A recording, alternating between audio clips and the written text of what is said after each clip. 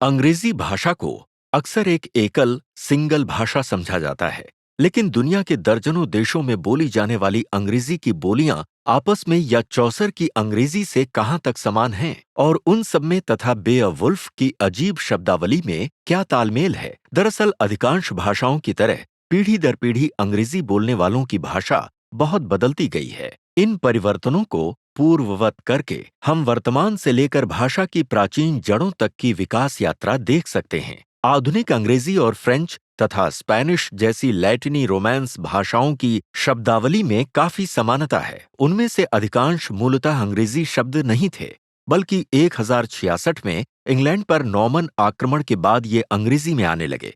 जब फ्रेंच भाषी नॉर्मन्स ने इंग्लैंड पर कब्जा करके राज संभाला तो साथ में अपनी भाषा लाए और इस तरह अंग्रेजी में काफी सारे फ्रेंच और लैटिन शब्द शामिल हुए। आज हम उसे पुरानी अंग्रेजी कहते हैं।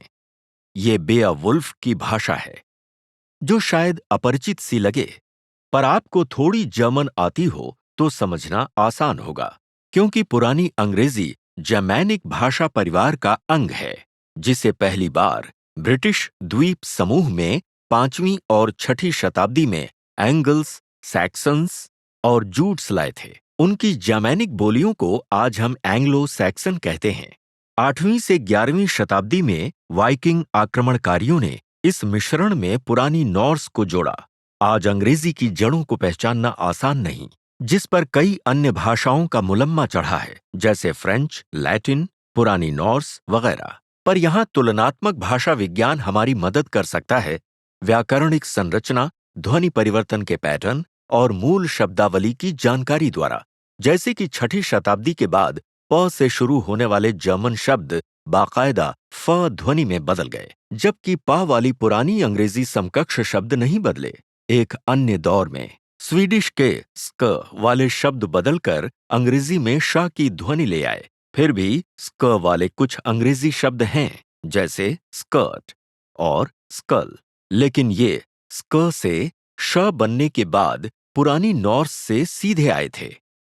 ये उदाहरण बताते हैं कि जिस तरह तमाम रोमन्स भाषाएं लैटिन से निकलीं, वैसे ही अंग्रेजी, स्वीडिश, जर्मन और कई अन्य भाषाएं 500 वर्ष ईसा पूर्व की प्रोटो जर्मैनिक भाषाओं की ही वंशावली से निकली हुई भाषाएं थीं।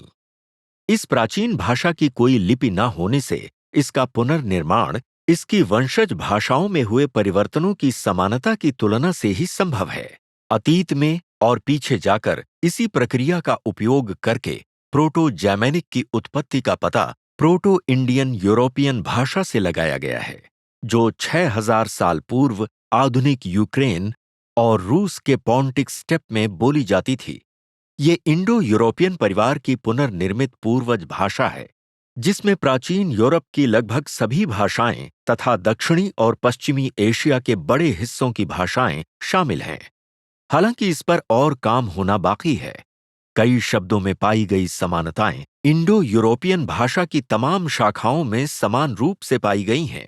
लैटिन और अंग्रेजी की तुलना करें तो जो शब्द अंग्रेजी से ट से शुरू हो वो लैटिन में द होता है, और अंग्रेजी में फ से शुरू हो तो वो लैटिन में प होता है। अंग्रेजी के कुछ और दूर के रिश्तेदारों में शामिल हैं हिंदी, फारसी और कुछ सेल्टिक भाषाएं जो अब ब्रिटेन में नहीं बोली जाती। खुद प्रोटो इंडो यूरोपियन भी किसी और भी प्राचीन भाषा से निकली हैं। अफसोस, इतिहास और पुरातत्व की वर्तमान जानकारी के आधार पर हम इतना ही पता कर सके हैं। कई रहस्य सुलझाना अभी बाकी हैं, जैसे क्या इंडो यूरोपियन और अन्य प्रमुख भाषा परिवारों में कोई संबंध रहा होगा और उसके आने से पूर्व यूरोप में कौन सी भाषाएं बोली जाती थीं। लेकिन आश्चर्य यह है कि दुनिया भर में लगभग 3 बिलियन लोग, कई जो एक दूसरे की भाषा नहीं समझते, वो भी आज 6000 साल बाद समान शब्दावली से जुड़े हुए हैं। इस चैनल को सब्सक्राइब करना ना भूलें, ताकि आप कुछ नया सीखने का मौका कभी ना गंवाएं।